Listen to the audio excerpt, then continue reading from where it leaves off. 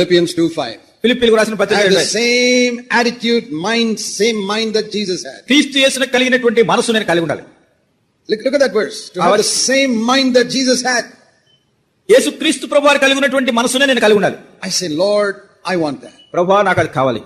I want the mind of Christ. క్రీస్తు ప్రభువారి మనసు నాకు కావాలి. Paul says in another verse, we have the mind of Christ.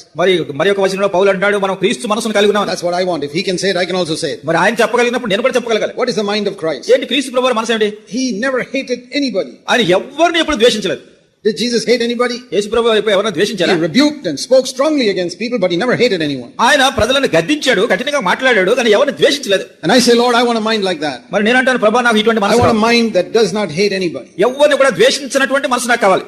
I want a mind that controls, that it doesn't have any dirty thoughts in it. నా యొక్క మనసులో ఏ విధమైనటువంటి చెడు తలపులు రానటువంటి దాని మీద అధీనం కలిగిన మనసు Let నాకు this mind be in you which was in Christ Jesus. క్రీస్తు యేసును కలిగి ఉన్నటువంటి మనసు మీరును కలిగి ఉండు.